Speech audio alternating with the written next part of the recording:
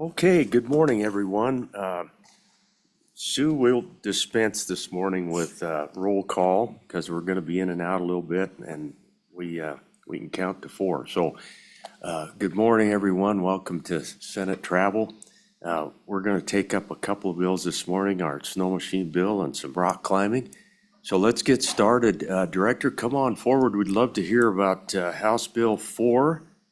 This is a bill, committee and folks out there, this was worked throughout the interim by the joint committee and has already passed the House. Come over here. Welcome everyone who might be streaming in this morning. We'll try to get through this bill and anxious to get it upstairs at some point. So, good morning, Director. Good morning, Mr. Chairman. Dave Glenn, Director of Wyoming State Parks and Cultural Resources. It's great to see y'all. With me is Deputy Director Chris Floyd, as well as Forrest Kaminga, who is our trails manager and pretty much all things trails in Wyoming. I'm going to start out for about 30 seconds and then pass it off to the guys that actually know what they're talking about. But just the reason we came to the committee to have this be discussed as an interim bill was that since 2014, costs have gone up 40%. The cost of us doing business has gone up 40%. And an example of that is in 2014, a snowcat costs $195,000. Right now, they're selling at $305,000. That's the last one that was just purchased. We have not had a fee increase since 2014. We have not grown staff since 2014. So the cost of doing business, the cost of buying the products we need to get out there and provide the services has gone up 40%. Snowmobiling is a $255 million industry in the state. $255 million. And all of you know, if you're driving, and Chairman Landon, you would know this, driving through Dubois in the middle of winter, there is nothing but Minnesota trucks and trailers keeping that town alive during the wintertime. We are proposing a fee increase, and Chris will talk about that a little bit, and you'll see that the non-resident fees go up substantially. And the reason we did that is we've talked to a lot of non-residents, and if you think about what it costs to come from the Midwest, such as Minnesota or Ohio, you're driving a Cummins diesel, an $80,000 truck with a $30,000 trailer, pulling four $25,000 snowmobiles on that. We think that instead of paying $35, they're just fine paying $70 or $75. They're not going to have a problem with that. The other thing I would throw out before I pass it on to Chris is this is a really good example of pay to play. People want a service. We provide a service. We do it better than anybody in the country, and Forrest and Chris can vouch for that. And people want to come to Wyoming, and and we've been approached by the snowmobiling community, and I know that there'll be folks talking about that. They don't want their services reduced. They are willing to pay more dollars because they are willing to pay to play to make sure that these trails are groomed well, the parking lots are plowed, and those types of things are happening. And with that, I would stand for any questions, or I'd pass it on to Chris to actually get into the details. Director, thanks. Appreciate that 30,000-foot view. Any questions of the director before we pass it on? Good morning, gentlemen. Which one of you guys is next? Good morning, Mr. Chairman. Chris Floyd, Deputy Director, State Parks and Cultural Resources, and I have here Forrest Kaminga, State Trails Program Manager. I'll dig a little more into the weeds, and Forrest, knows the program really well, and he can get down a little further if we need to. So, real quick about the Trails program, just high-level summary. There's the ORV side in the summer, and then there's the snowmobile side in the winter. It's the same staff doing both. They just change duties as the seasons change. But in the winter, they have almost 2,600 miles of groomed trails that they maintain. And with repeated groomings, that comes out to somewhere between 80 and 90,000 miles of grooming each year. And they also have to clear trails. They have to put up 44,000 signs and markers on the trails and take those down by April 15th every year. So in and out with all those. There's also a safety component to the Trails program because the program can fund infrastructure and parking areas and equipment, safety shelters, avalanche safety, education programs, law enforcement, the whole gamut to maintain a good recreational product that's desirable. And what people really like about our snowmobile program is that we have the best trails in the West. I mean, people really value the experience in Wyoming. So It does cost money to operate this program, but the return on investment is significant. You know, the program runs at a little over $3 million a year, but the economic impact is $255 million, as the director said. It also provides for almost 1,900 jobs statewide. And so you think of like towns like Du Bois and Alpine and Pinedale and Saratoga, they really benefit from this program. So we've gotten to a point, this is kind of getting down to the nitty gritty here, we've gotten to a point where our revenues, although they've been steady for many years, okay, they're not going backwards, but they're not necessarily going up a lot either, pretty steady, have fallen behind our expenses, okay? And we saw this coming. It's just a matter of time, you know, with inflation. That's been the primary cause of all of this. So right now, we're about $426,000 underwater. Now, how can we keep operating? Well, we have a snowmobile operating account where we try to keep about $3 million in that account. And the reason we need that money there is to start the season. You can't start from zero and go in the hole, right? You can't borrow money to start the program. You got to have that sort of cushion there to be able to get you off to a start. So once you start the program each year, you know, that fund goes down, but as the revenues come in, it builds back up, and then you do it again the next year, up and down, up and down. So that's how we're able to kind of keep going right now.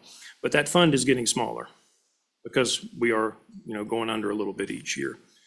As the director said, you know, inflationary pressures, he talked about the snowcats. Those have gone up over 50%. Those are the machines that pull the groomers on the trails. That's a big equipment buy we have to do every year.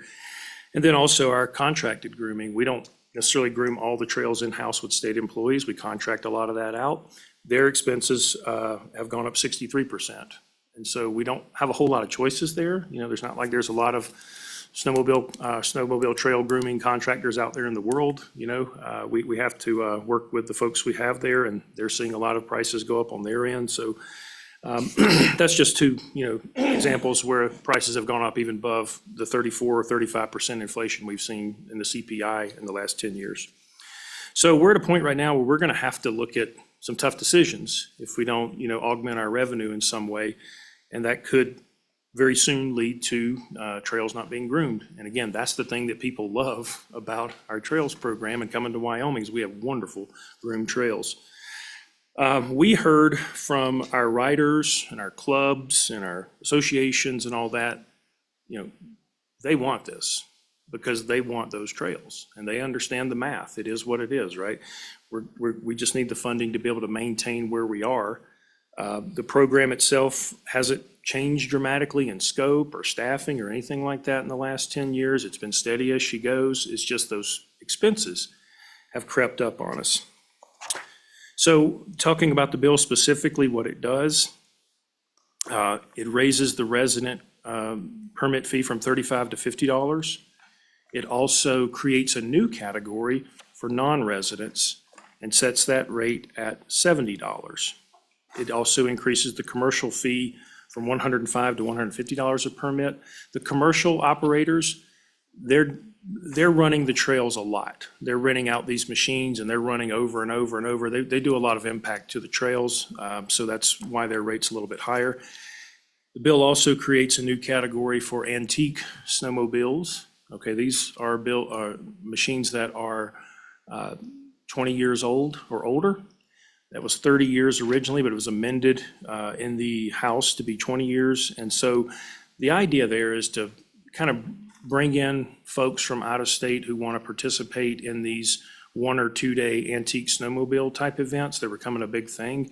So there's a lot of economic payoff to that. The revenue, of course, would be a little reduced on our part because these folks would not be buying the regular permits. They'd be getting the antique ones. But we think the economic impact is worth it.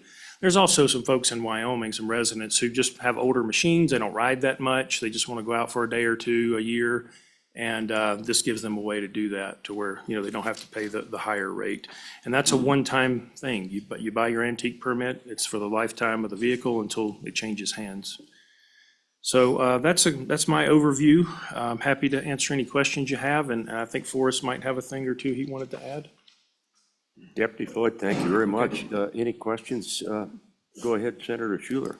Thank you, Mr. Chairman. I suppose, I don't know who has the data here, but kind of thinking a little bit about inflation and, you know, the fact that, like I said, I don't think it's setting the snowmobilers maybe is hard because they seem to have the money to buy the nice machines. But I wondered if you had any data on what your increases are just in usage, in the last couple of years. Are we seeing more and more people that are using the trails? Is it staying, steady? Have we dropped some? Do you have any data on that? Deputy, go ahead. Mr. Chairman, Senator Schuler, thank you for the question. The number of users is steady, okay? It hasn't really gone up that much or gone down that much. It varies a little bit year to year depending on the snow. The economic impact has gone up. From 2011 to 2021, when we did the economic impact study, 15 years ago almost, it's gone up over $100 million since then. So we've seen significant increases in how much money's being spent on the ground and all that, but in terms of the users, that number is pretty steady. So the other revenue streams we have coming in to help fund the program are federal RTP dollars and also fuel tax dollars. Those are steady as well. They haven't really gone up or down, and those are difficult for us to change as well. You start federal legislation, obviously, on the RTP, and then on the fuel tax, you involve a formula that brings in other state agencies and all that. It gets complicated. So this is the one leg of the stool that funds the program where an adjustment could be made to bring in that additional revenue. But the revenues have been steady over those years. Go ahead, Senator, go ahead. Yeah, thank you, Mr. Chairman. Just a follow-up. Yeah, I started thinking a little bit about the expenses just with snowcats, and I don't know what everything, what all you use to groom. I know some people use snowmobiles with a deal that they pull behind. I don't know what you call it. Do you guys contract out the big ones, the snowcats, or do you have some of those, in-house, or what's the thought on that? Go ahead. Mr. Chairman, Senator Schuler, we contract some out, we have some in-house. Forrest, would you like to add a little bit to that? Let's drill down a little bit, Forrest, on these trails. Tell us about some things. Great. Thank you, Chairman Landon, committee members, Forrest Kaminga, Trails Program Manager. I oversee, all the, on-the-ground operations. And yeah, very, very good question. So our grooming contracts are dependent on how big of an area they're grooming typically. It has to be lucrative for the private sector to pick up, the equipment to do that. With snowcats costing $305,000 a piece, they have to have a pretty significant size contract to, get a return on investment. So like our larger areas, Togety Pass, Snowy Range, Bighorns, the Wyoming Range, those are big enough areas that it's lucrative enough to send those out to bid and get a contractor that's willing to, purchase, $750,000 worth of equipment to go out and do it. The ones that we usually pick up in-house are those smaller grooming areas that it's just not lucrative enough, and there's not enough money to be made there for the private sector to be interested in those. And then that's where we, internally purchase our snowcats, and then we usually outfit them with an operator, a state employed operator, or we also, have a hybrid model that we utilize, partnerships with the Forest Service, and, we keep a seasonal employee from the summertime on full-time with the Forest Service to run those machines. Go ahead. You bet. Yeah, thank you, Mr. Chairman. Just one more follow-up.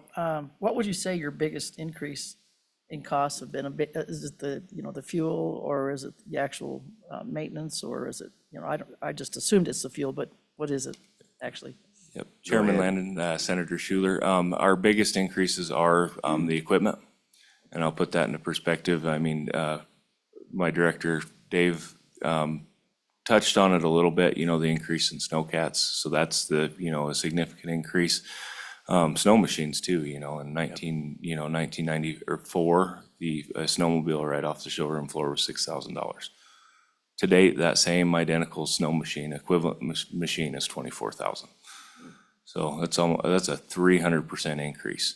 The other big, increase that we're seeing is the price per mile on these contracted areas. The last time we got a fee increase in 2014, our average price per mile to groom was $17. Right now, we're over 30. So that's over a 100% increase in those, and that's just what those contractors need to, put an operator in the seat and, pay their maintenance expenses and so on and so forth. So, yep. It's good information, Mr. Dominga. Go ahead, Director. Mr. Chairman, Senator Schuler, one thing I would add is if we end up having an interim meeting in Lander, we'll get you behind one of those snowcats and have you drive it around the yard. Good. You've got good insurance. They'll probably put me on that drag at the back.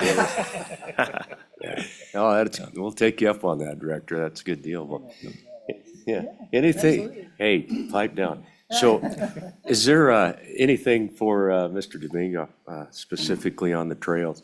Appreciate you being here to help us out. Senator Jones, go ahead. I see that you guys have recommended an amendment to change the fees for commercial use from 70 to 75. Can you tell us what those kind of dollars would bring to the program and maybe a little bit of background behind that? Yeah, do you want that one, Deputy? Go ahead. Mr. Chairman, Senator Jones, so the House amended the original bill to change the definition of an antique snowmobile from being a machine 30 years old at least to 20 years old. And we're okay with that, that's fine. But there is a hit to our revenue when we do that. And Forrest did a little digging and found out it could affect the new revenues through this bill by 15%, which could be $150,000, something like that. So if the non-resident rate were adjusted up just a little bit, $5, that's going to get a little over $100,000 back. And that pretty much mostly corrects that little deficit that would have been as a result of that change in the amendment. Thank you for that. We'll visit about that committee. Senator Hicks? Yeah. Mr. Chairman, I've been looking at that and I don't know, where did 20 years come from? It's pretty arbitrary. I certainly wouldn't consider things Well, and- antique that are 20 years old.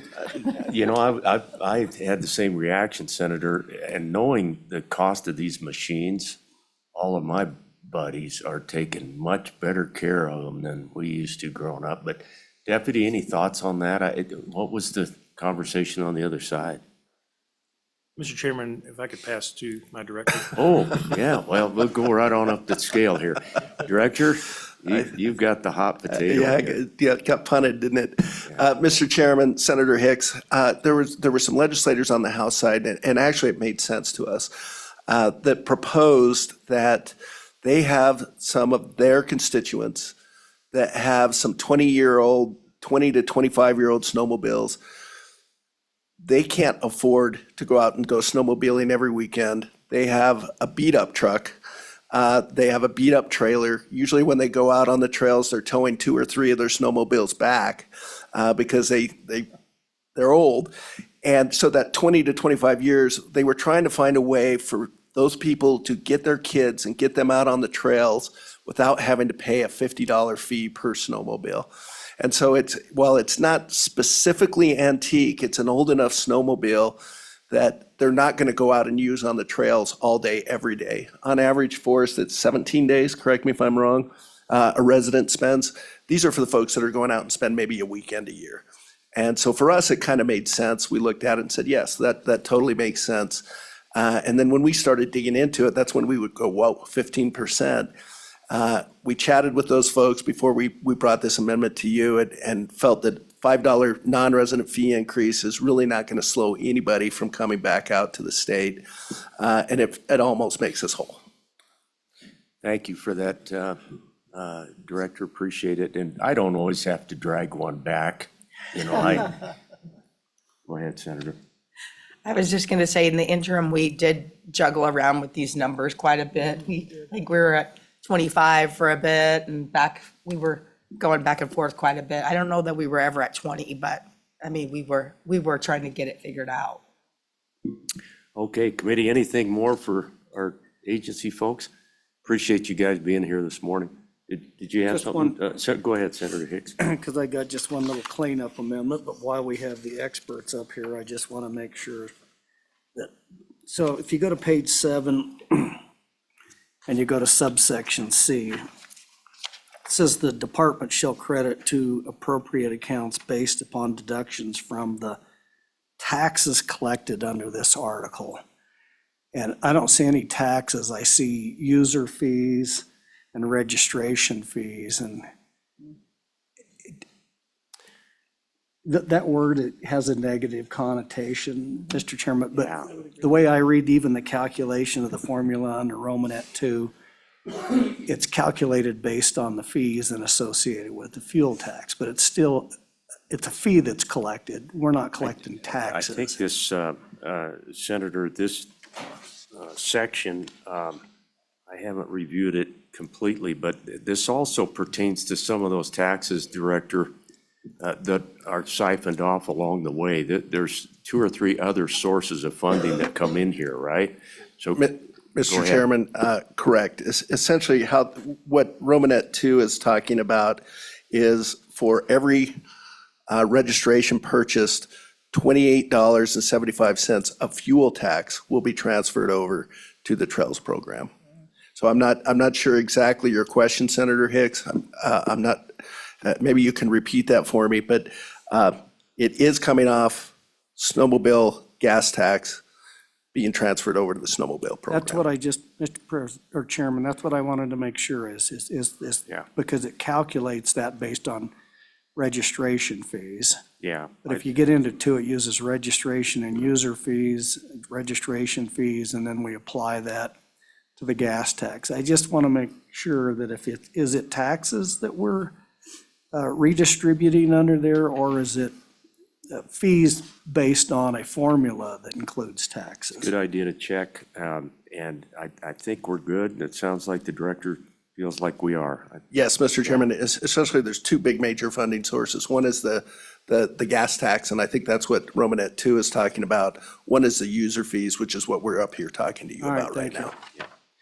All righty. Really appreciate you guys. If you can hang tough, that would be wonderful in case we have questions. Anyone else in the room like to come forward and visit with us about House Bill 4? We're talking snowmobile registration and user fees this morning in Senate travel. Anybody in the room? Okay, we have some folks online, I believe. Sue, are Yes, Mr. streaming in Chairman, this morning. I Who'd have 3, like- and I'll start bringing them in the room. Okay. You want to start with Mr. Jones? We know that guy. Yes, we do. I think he's from Sweetwater County. I'm not sure. Good morning, Mr. Jones. Thank you, Mr. Commissioner, it's good to see you. Sorry, Mr. Chairman, the system was switching over, so I had a blank screen for a little bit. But Taylor Jones, Sweetwater County Commissioner, appreciate your time, committee. Just, I sent you all an email, so I'm not going to review that. I think most of the points have been hit, but I would like to put a finer point on the safety aspect of this. You know, what we're asking for is to pay a couple bucks a day more for each day that we're out there. And what we get in return from that, as far as the safety side of things goes, is maintained and plowed parking lots so we can get off of the highways as much as possible. There's maps at every junction, also maps for personal use so that people can find out where they're going and where they are, particularly out-of-state people. The trail markers, which to me, quite honestly, are a huge piece of the puzzle. They're essentially a delineator pole with reflective tape on them. And then safety shelters that many people have used in bad situations. So there really are some life-saving points to this. We've all lived in Wyoming long enough. We know that blizzards come up when we don't expect them and they aren't supposed to. And I've been out there a handful of times when that's happened. And if it weren't for those trail markers with those reflective tops, I don't know what the situation would have ended up being. So, you know, it seems neat that we're going to have nice, smooth groomed trails, and they're wonderful trails, and they are, but the safety aspect of it is really huge. And so one last point of the trails and the condition that they're in, typically every winter I ride Wyoming, Utah, Idaho, and Montana. I can tell you without fail, our trails hands down are better than any of those states. They're better marked, they're better maintained, they're better groomed. And I'm not trying to disparage other states, but the comparison is pretty easy to see. So with that, I'll stop and save your time and stand for any questions. Appreciate it, Commissioner. Thank you for taking a moment, and thanks for the reminder on the safety front. You know, that came into play this winter again. real close friend of our family up above DuBois Country, where we've all ridden a little bit, had to stay overnight in one of those facilities, and it probably saved his life. And so very, very important. Appreciate it, Taylor. Thank you. Any questions? We're gonna lose that Senator Jones. She's got to go present a bill, but any other questions, committee of the commissioner? Thank you again, Taylor. Really appreciate you being here this morning. Okay, let's, can we go to Ms. Miller maybe next? Good morning, Chairman Landon and committee. My name is Brenda Miller. I am the president of the Wyoming State Snowmobile Association. The Wyoming State Snowmobile Association was organized in the early 1970s by the 4 or 5 clubs in the state at that time. The clubs at that time knew it was important for the individual clubs to have an organized voice at the state and national level. We know the money that we pay for user sticker fees goes to trail grooming maintenance, maintenance of safety shelters, maintenance of parking lots, trailheads, parking lot expansion, along with other infrastructure for our sport. It also funds avalanche education programs and law enforcement rangers. The WSSA has worked with the legislature from the beginning to create a 100% user-funded program to support these initiatives.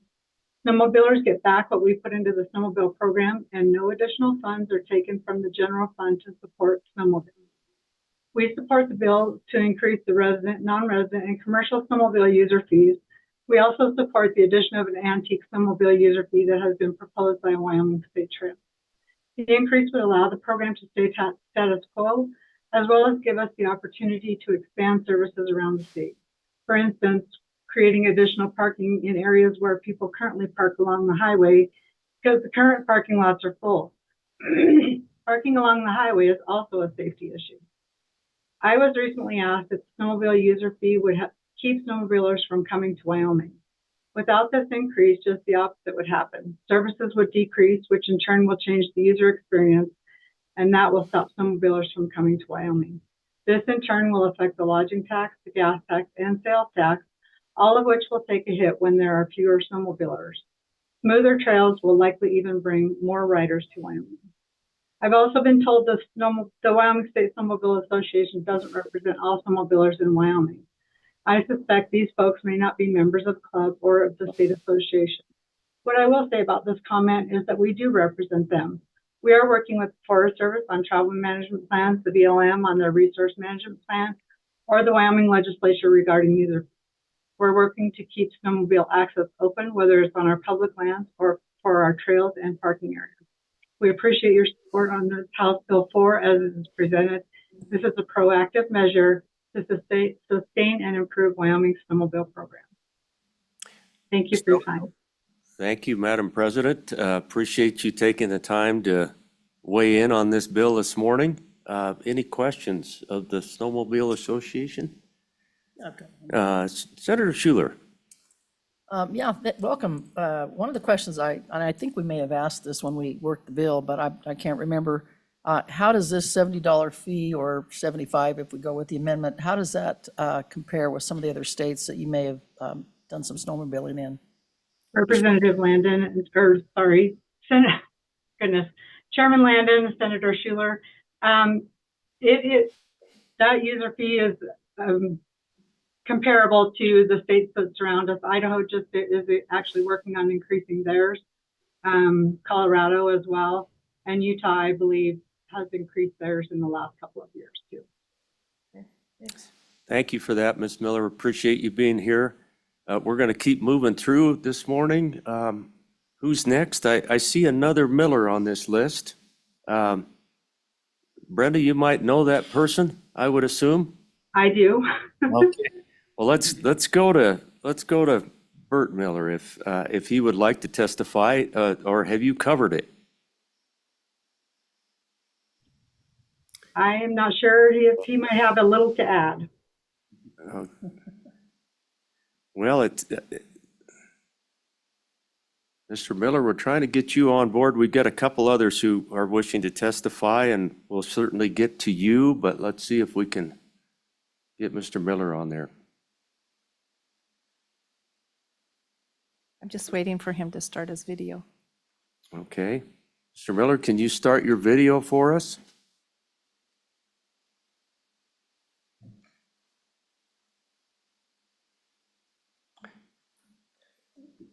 Okay, now I just need you to unmute. We can't hear you.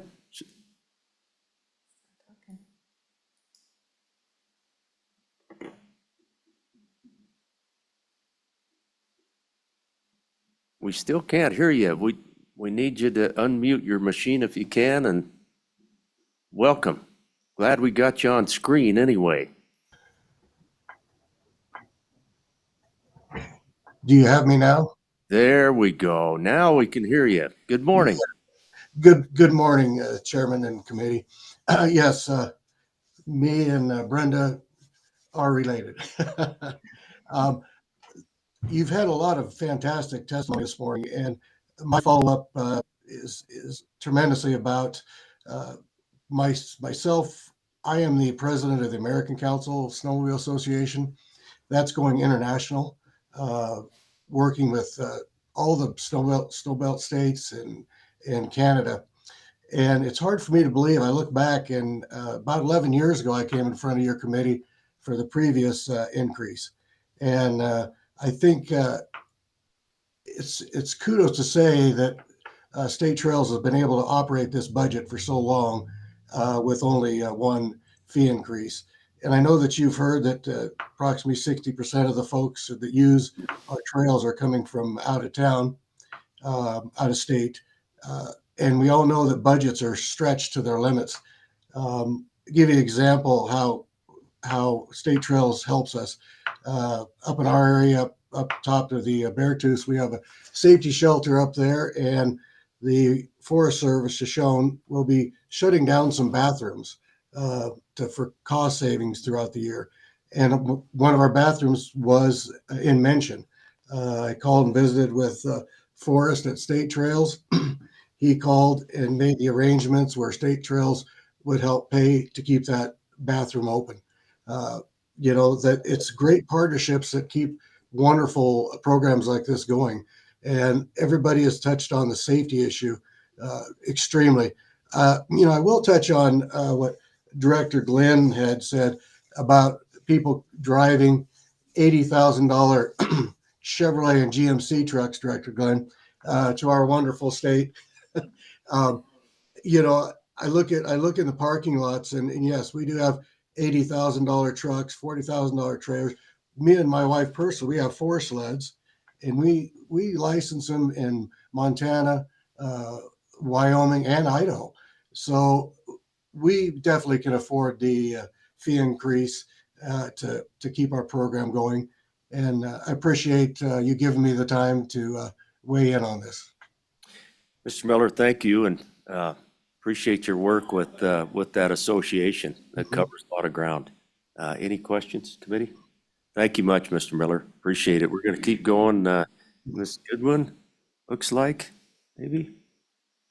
That's all for this bill. And then that'll Mr. Chairman. follow up with Mr. Leitner. Mr. Chairman, those 2 are for the next bill. Oh, they're for the next bill. Thank you very much. Well, one more time, anybody else want to testify on this bill? Okay, I'm going to close public testimony. Committee, what's your pleasure?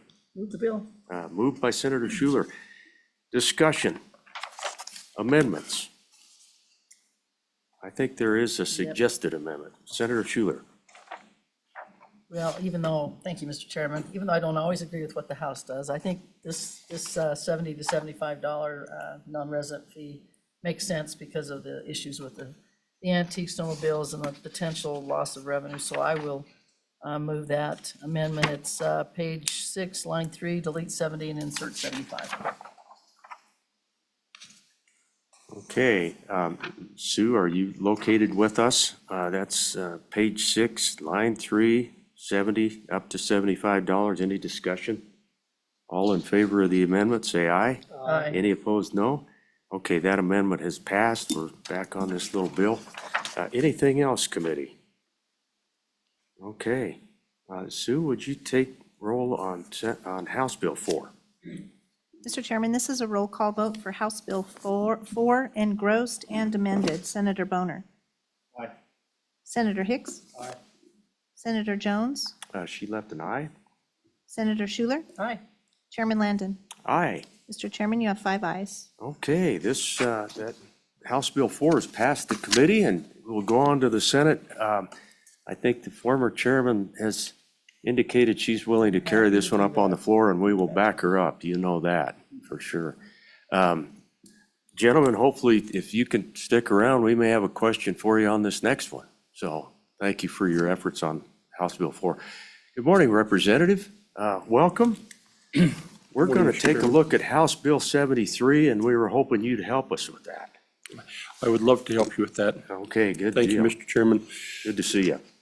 Mr. Chairman, members of the committee, this, in essence, what this bill does is puts into the definitions in the Recreation Safety Act and in the Landowner Liability Act, the term rock climbing. In the Recreation Safety Act, we've historically relied on the term mountain climbing to kind of relate to that sport, as that those sports have evolved and there's just a distinct differences in trying to help people understand the various liabilities and responsibilities that are associated with some of these recreation activities. The request has come to refine that a little bit and put rock climbing in there. And then, Mr. Chairman, I'll explain why we feel that that's a worthy effort on the efforts of the legislature. I've provided to you some testimony in a form of a letter from some climbing associations in Wyoming and nationally. I would just share with you, Mr. Chairman, that in Lander, where I live, when I moved there in 1980, Saturday morning, I'd leave the house about 6:37. I'd have my gym bag and my shoes, head down to the gym, we'd play basketball till 10, come home and do our thing. It's really interesting in my neighborhood now, on Saturday morning, you look and there's just this, we're the old people in the neighborhood now. And there's just this I accumulation resemble of, that. there's an accumulation of cars, and they get out their bags and it's got their climbing ropes and their shoes on, and they're headed to the hinterlands, down the Sweetwater Rocks to up Sinks Canyon, up all over. And it's just, it's really fun to see these people getting outdoors. Well, a lot of that up Sinks Canyons in the state park. You go up on Wild Iris, which is on Forest Service or BLM. But some of the best climbing in the state for rock climbers is on private land. And landowners, when they're approached, are not opposed, they're just concerned. Love to have you, but what's my liability if I let you on my ranch and around Douglas someplace on a short climb, but what's my liability? And the rock climbers say, well, you're covered. How? And, having this kind of this debate on what is allowed in law and how you're protected just becomes much easier to explain when you can go to the Recreation Safety Act and say, listen, right here, there's inherent risks with me climbing that I have to accept. And right here in the Landowner Liability Act, where it talks about rock climbing, indicates that you, as one of those activities, that indeed you are protected in liability. Doesn't go into, on the neglect or the typical things that you find in any type of liability. The Recreation Safety Act talks about equipment and all of, but it also gets into the equine uses and camping and all of the other stuff. So, Mr. Chairman, that's what this bill is trying to do, and it goes into those two acts, the Recreation Safety Act in 122, and then in the Landowner Liability Act in Title 34, 19101, and inserts rock climbing. And so with that, I'm happy to answer any questions. Thank you, Representative. Appreciate that. Senator Schuler. Yeah, thank you. Two questions, actually. Thank you, Mr. Chairman. You kind of talked a little bit about the Recreation Safety Act, but maybe just a little summary of that, what that does. And then the other question I had would be, So if they, whether they have permission or they don't have permission of the landowner, would, just by adding this in there with the Recreation Safety Act, does that, provide the liability that the landowner needs, whether they have permission or not? Go ahead, Representative. So, Mr. Chairman, Senator Schuler, on your first one, on the Recreation Safety Act, it really goes, that act was to go in and it talks about the inherent risk related to any type of sport. And then it comes in it starts identifying from baseball, softball, swimming to, then to snowboarding, mountain climbing, outdoor recreation, river floating, hunting, fishing, backcountry trips, horseback riding, this broad array of sporting activities that we have in Wyoming and the inherent risks that are associated with those sports or those activities. And when I elect as a person to participate in those, I have to accept some of that inherent risk that goes with that. And that's found in 11123, where it says that if you take part in that, you have to assume that inherent risk. But it doesn't negate the negligence component. So if you're playing baseball and there's a helmet that's deficient in its manufacturing, there's an inherent risk with playing baseball, but the manufacturer of that gear still have a responsibility to ensure that it's manufactured correctly. And then, Mr. Chairman and Senator Schuler, when you go into the landowner liability, you bring up two really kind of important things. So if somebody goes on to Senator Boner's land without contacting him, right, and because they know it's close to the highway, it's just across the river, and there's this rock that I can climb, that's a trespass, but nonetheless, he is still protected as in this section.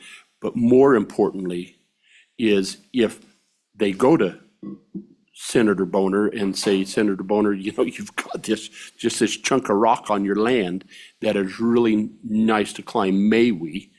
And he's saying, yeah, I get it. I don't have a problem. I've got all of these assets and I need to make sure that they're not being compromised by being a nice guy. And so having this in there says that he's, the landowner is protected from the liability of those. And we have that currently in that definitions. It talks about recreation purposes and it talks about hunting, fishing, swimming, boating, camping, picnicking, hiking, all those things that you might want to access private landowners' property for, and winter sports, mountain biking, horseback riding, and other equine sports to protect the landowner for sharing their resources with you as the public, and rock climbing is what we want to insert in there. So, Representative, I was just sitting here thinking and looking at the former president of the Senate. We have visited this section of law 2 or 3 times in the last decade, I think, as more and more activities, more and more folks out enjoying the great outdoors and all the things we do in Wyoming. And so this isn't the first time that we've added here. And I know that Senator Boner, I think, was involved when we took up rodeo, remember that? But anyway, any other questions of our representative this morning? Senator Boner. Yeah, so speaking of, risk and liability, does this affect, say, attractive nuisance laws, by, acknowledging that this is a, activity that could, be attractive to kids? Any effect there? Have you had any discussion around how that may interact with that portion of tort law? Mr. Chairman and Senator Boner, and I apologize, I didn't quite catch all of that. If I could just ask you to say that again. Sure. There's the idea in law of an attractive nuisance where, as a landowner, you may be liable if you have something that's just begging for kids to come on your property and get in trouble and hurt themselves. Does this affect this area of law at all? If you're acknowledging that, say, rock climbing is something that could be attractive to people, including kids. Just wondering if there's been any thought as to the potential interaction with that part of the law. Mr. Chairman, Go ahead. and Senator Boner, I think your point on the attractiveness is there. I think what this does though is gives the landowner that, if I come and, I mean, first off, if I may, if I come to you and you say, okay, you've seen it from the highway, it is attracting you, but you have to have my permission, but what's my liability?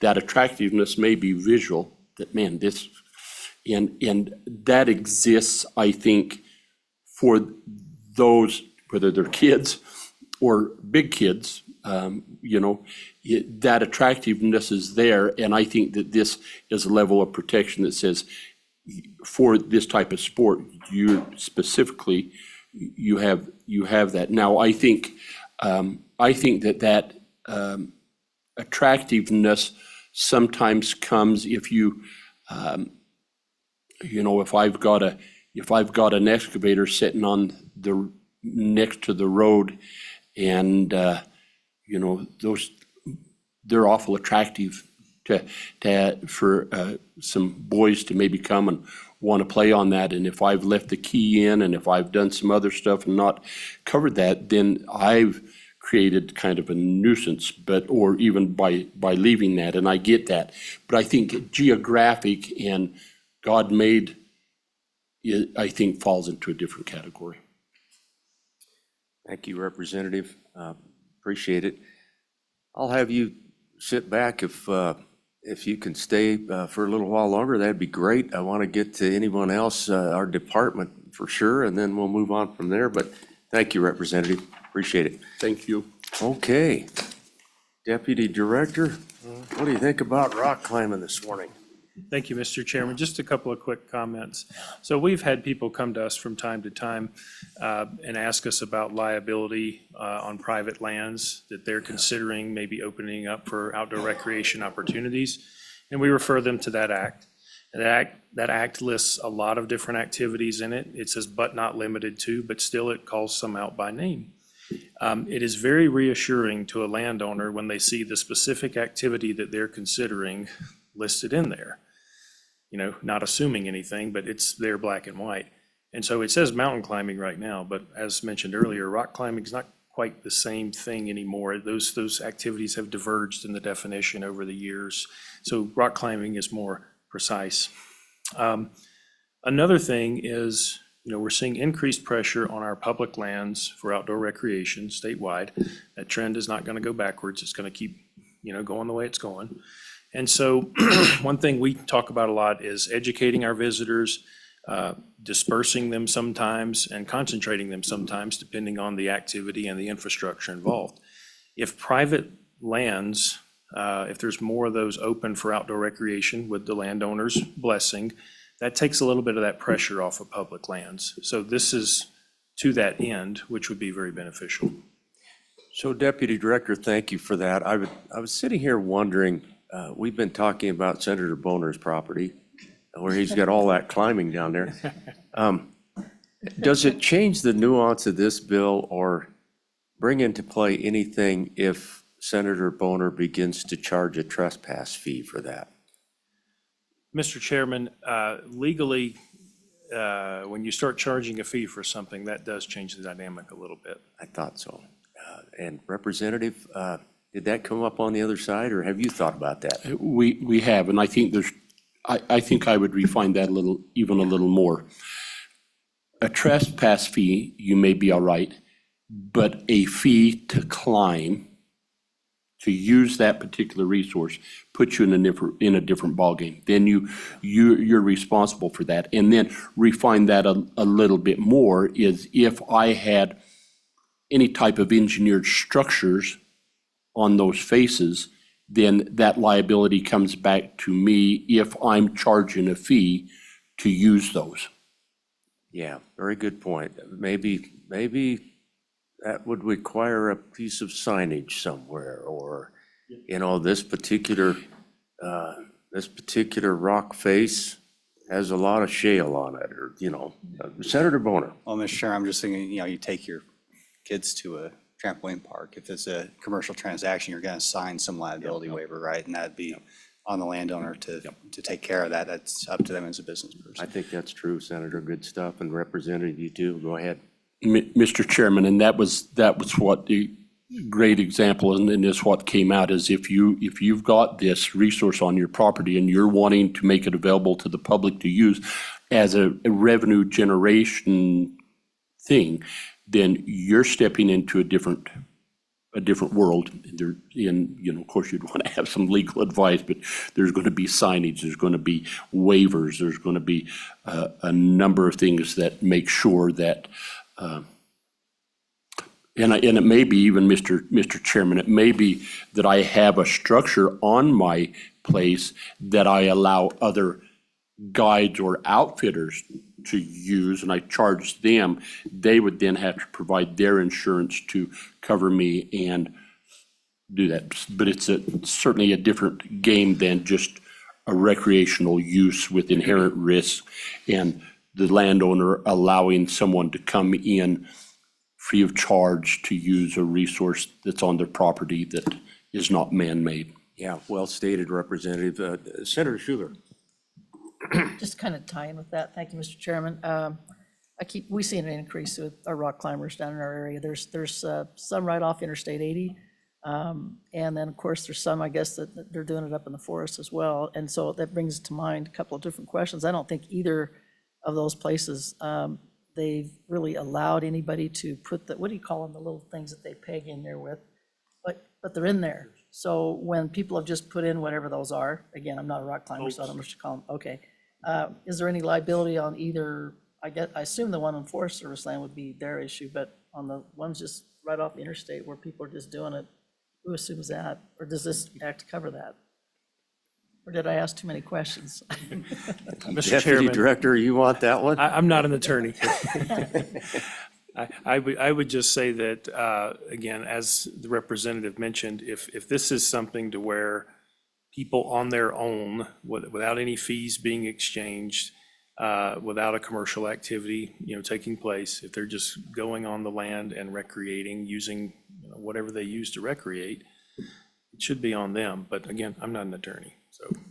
Well, and of course, on state land, Deputy Director, we've got governmental claims and, whatever that protects the state of Wyoming. And I'm sure that there are existing things for the federal properties and, but Representative, you want to weigh in on that one too, or?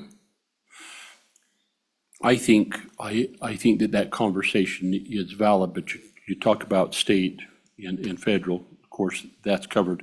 And what we're trying to do is give some of that same reassurance to the private landowner that if they're willing to open that up, and in fairness to the conversation, the landowner may say, now, if you put something in the rock, that's on you. But when you come out, it leaves too. Yeah. Because I don't want to leave something left in there that's then being assumed that I condoned it and it is safe. And so I think there's always another level, but in what we're trying to do is help access across the state to further broaden these opportunities. Yeah, appreciate this conversation from everyone involved, because when this bill gets upstairs, we have some legal eagles up there that, sometimes they even want to talk about otters and all kinds of things.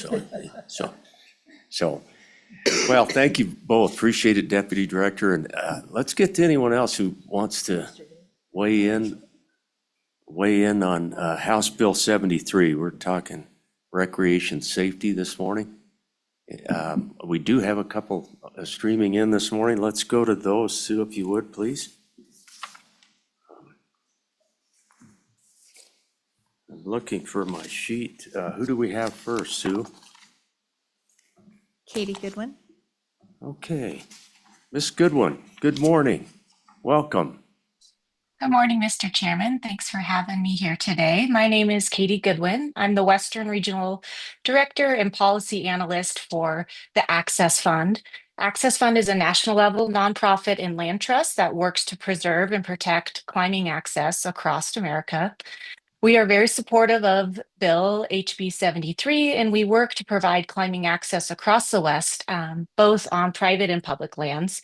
And we've supported the inclusion of rock climbing in 11 other recreational use statutes across the country. So this would not be the first of its kind.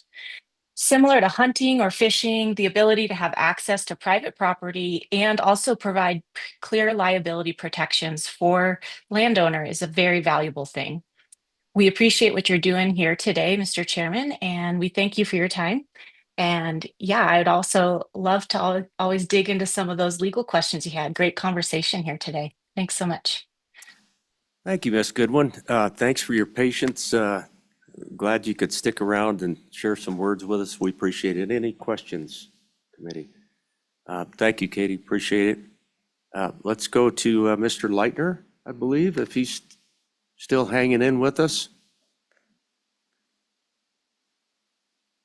Good morning. Welcome. Good morning, Mr. Chairman, and thank you for hearing from me. I would say that most of what needs to be said about this has been said, but I give you a little bit of information. My name's Sam Leitner. I live in Lander, Wyoming. I am a writer and a climber. I'm also a property owner where we have a bunch of cliffs. And this question comes up, and I am one who would like to have people be able to climb without even thinking about it. So yeah, I'm in big support of this. I want to let you know that our climbing resources in this state are world famous. You see climbers from all over the world that have come here. They go to various places from Northeast Wyoming, obviously the Tetons, but the rock climbing is really famous.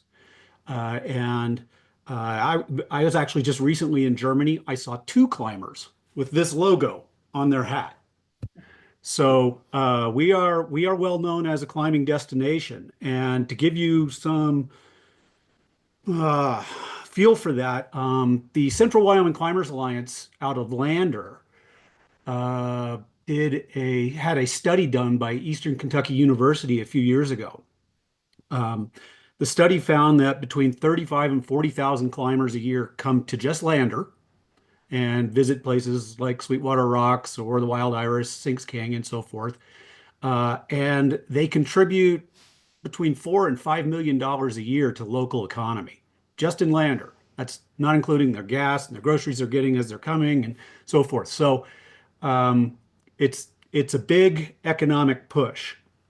As was stated earlier, the statute says mountain climbing. I'm sure they were trying to encompass the bigger picture of climbing, but rock climbing is the specific type of climbing that Wyoming is best known for. Yes, we have the Grand and we have Gannett Peak and so forth, but rock climbing is between 85 and 90% of climber days are just going out to rocks. They're not trying to go to the top of a peak. And they may not even think of themselves as mountain climbers. They may think of themselves as rock climbers. So that terminology fits better with them. And as Mr. Floyd said earlier, when a landowner can see in black and white that the specific activity that can take place on their property is written up as rock climbing, they may not have a mountain. They just have a cliff on their property. They see rock climbing on there. They go, okay, yeah, I'm covered. I got it. So I really appreciate this bill. This adding of a name, and I appreciate you letting me speak this morning. I can answer any questions. Thank you, Mr. Leitner. And yeah, I'm just amazed at how many show up in my neck of the woods. I have referenced a couple of times this week the Fremont Canyon area, but it's absolutely remarkable. People come from around the world to climb there in that canyon.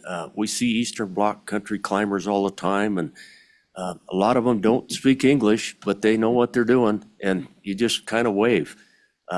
There's some spectacular climbing in our state, that's for sure. But thank you. Any questions for Mr. Leitner? Appreciate you taking a few minutes to share some good information with us. Okay, let's see if there's anyone else streaming in, late arriving. That's everybody. Thank you. Okay, Mr. thank you, Chairman. Sue. Appreciate it. Does anybody in the room want to testify on this bill?